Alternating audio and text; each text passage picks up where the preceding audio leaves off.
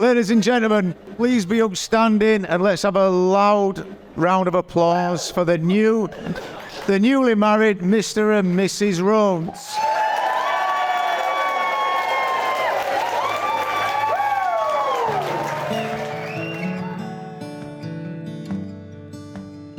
To love is not to possess, to own or imprison, nor to lose oneself in another. Love is to join and separate, to walk alone and together, to find a lasting freedom that lonely isolation does not permit. It is finally to be able to be who we really are. My wife and I would like to thank everybody for turning up here today and making our wedding a day to remember. I know it's been a bit of a trek to get here, and we really do appreciate your effort. This has been the best day of my life so far because of you guys being here today, and because of you, Angela, my wife.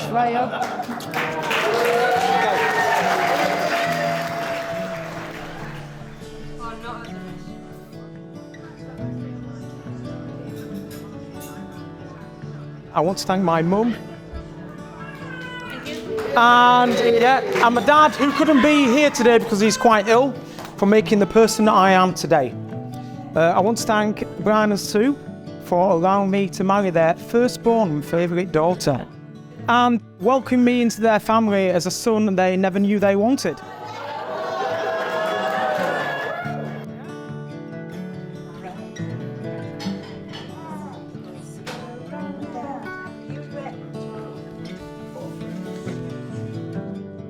I've never really stood up in a room full of people and had to make a speech.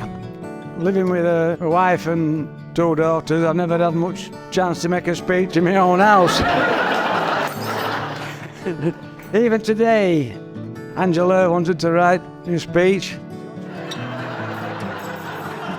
She wanted to write two, so I could pick one and it'd still be a surprise to her. I'm told at this part of the speech I should give a bit of advice to the bride and groom, being an old man, happily married old man. But looking at these two, I don't think they need any advice. I've watched them develop and grow over the last 5 years, and I think they'll be just fine.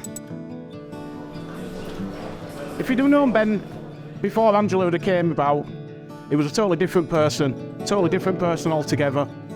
This is a man that had come round and have half a cup of tea. You'd phone him up for just a normal conversation, and the conversation probably lasts no more than 30 seconds. But over the past 5 years, he seems to have metamorphosed into something else. The guy will actually sit down and have a proper conversation with you now. He'll sit down and actually have a full cup of tea. So I'm gonna have to take my hat off to Angela because I know it's a lot to pull with Ben. It is. Should we go away that? So I'm going to take my hat off to Ben, Angela, to the future, love and happiness. Love is patient, love is kind, it does not envy, it does not boast, it is not proud. It does not dishonour others, it is not self-seeking, it is not easily angered. It keeps no records of wrongs. Love does not delight in evil, but rejoices with the truth. It always protects, always trusts, always hopes, always perseveres. Love never fails.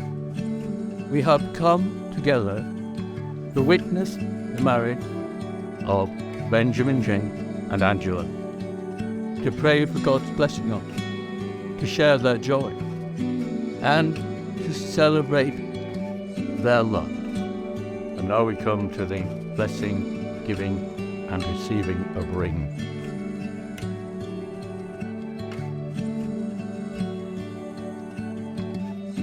Angela, I give you this ring As a sign of our marriage. as a sign of our marriage. With my body I honour you. With my body, I honour you. All that I am I give to you. All that I am, I give to you. And all that I have I share with you. And all that I have, I share with you.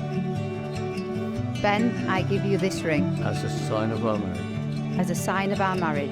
With my body I honour you. With my body, I honour you. All that I am I give to you. All that I am, I give to you. And all that I have I share with you. and all that I have I share with you, within the love of God, within the love of God, Father, Son, and Holy Spirit. Father, Son, and Holy Spirit. I therefore proclaim that they are husband and wife.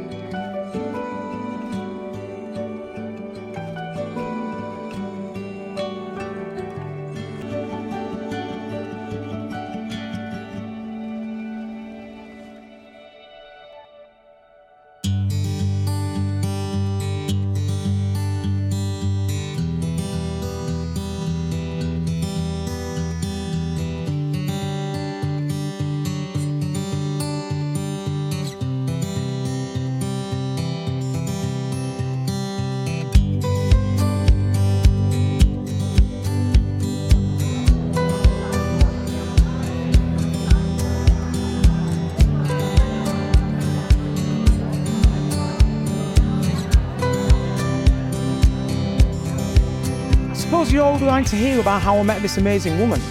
Yeah? How I met this amazing woman. Right, I'll tell you. Okay, so I met this amazing woman in 2018 at Paul and Deborah's wedding. As soon as I met her, I just thought to myself, wow, this is a winning lottery ticket. I pursued Angela all night at this wedding.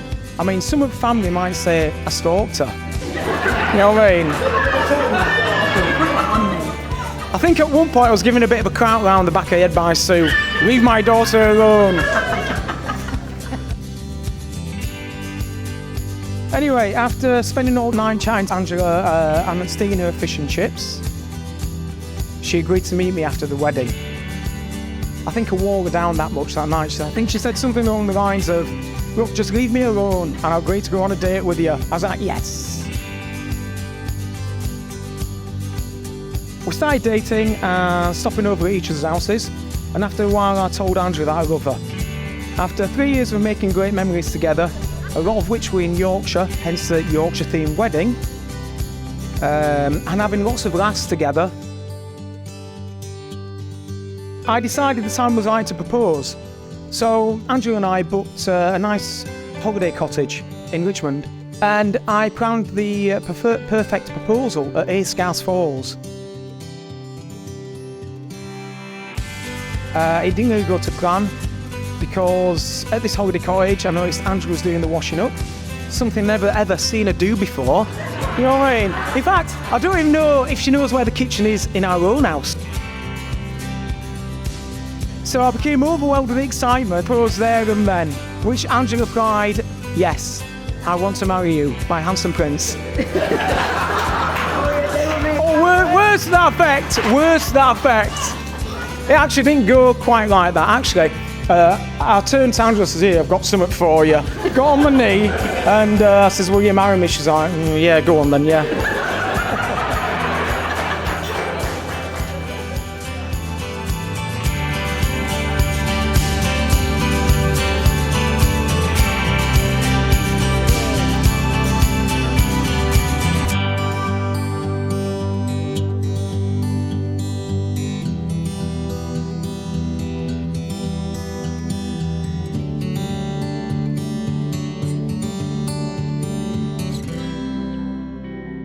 Good afternoon, everybody. Hello. I said hello, everyone. Hello, everyone. My name is Marco, and we welcome you to Fig House.